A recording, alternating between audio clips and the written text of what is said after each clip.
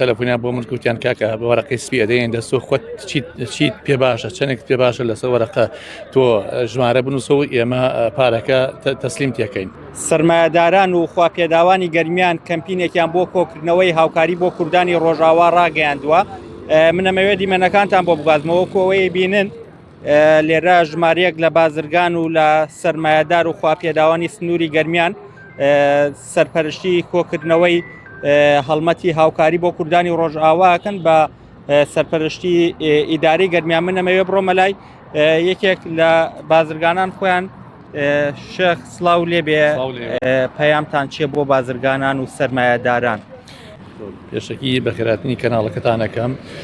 ئێمە چەند گروپێکی بازرگانیمان هەیە، گروپێکیان گروپی بازرگانان یەکێتی و هاودۆ نانکاران، گروپێکی تر گروپی بازرگانانی گەرمیان. سەرەتا ئەلوێەوە ئێمە بانگەوازێکمان ئاراستەی بازرگانەکان کرد وەکو ئەنجومەنی بازرگانانی گەرمیان. بەشێ لەو بازرگانان سوپاس بۆخوا کە هەموو جارێ لە گەرمیانە پێشەنگ بوون، دەست پێشخەریان کرد و بەشێکیان بە نامە و بەشێکیان بە تەلەفۆن و بەشێکیان لە گروپەکە ئەسترابەیەکی باشیان هەبوو و دوای ئەوە یەک دوو کۆبوونەوەیان ئەنجامدا. کۆبوونەوەی سێم لە ئیدارەی گەرمیان وامان و باشزانی ئەم کەمپینە ناوبنێن کەمپینی خێرخوازانی گەرمیان بۆ ڕۆژئاوا، بۆ ئەوەی هەموو چین و توێژەکان لە بازرگانەوە هەتا ئەچێتە ئەگاتە کەسێک مناڵێکی بچوو کە چی لە توانایە بێ بتوانێت ئەوەی لە توانایە بێ هاوکاری پێشکەشی براکانمان بکات. تا چەند گرنگە بازرگانان و خواپێداوان بەژاری لەم هەڵمەتەیە بکەن؟ ئایا ئەوانەی کە بە تەلەفۆن و نامە دەمەواتنیان هەبوو بە فەعلی شاتن هاوکاری کەمپینەکە بکەن؟ بەڵێ سپاس بخوا، سپاس بۆ بازرگانانی گەرمیان.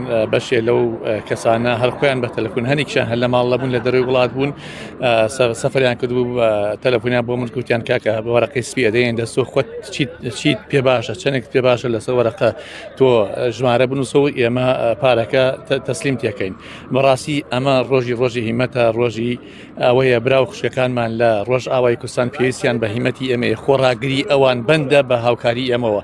ئێمە چی بکەین بۆ ئەوان خوا نەخواسە لەوێ ئەگەر شتێک بەسەر ئەوانە ڕوو بدات حساوکە بەسەر جەستەی ئێمە بۆ، چونکە ئێمە هەمومان یەک جەستەین و یەک یانین. ئەو پێداویستانەی کە لەم کەمپینەیە کۆیەکەن ئەو پێویستانە چی و چین؟ ئەو پێداویستیانە ئێمە زیاتر بە دەرەجەیەک پارە کۆکەین و لەبەرەوە لەوێ پێویستیان بە پارەیەکەوە ئەو خواردنانە لەوێ هەیە، بەڵام بەهۆی ئەوەوە کە خەڵکی ئەوێ کە دەستکورتە پێویستیان بە پارەی بۆی خواردنەکان و ئەو ئەوانەی کە پێویستە بیکڕن و گەیاندنی شتومەک قورسترە هەتاکو گەیاندنی پارە. گەیاندنی پارە ئاسانترە و بە دەرەجەی دوو شیری مناڵ و خواردەمەنی بۆ ڕۆژئاوا. دەستەکان خۆش بێ.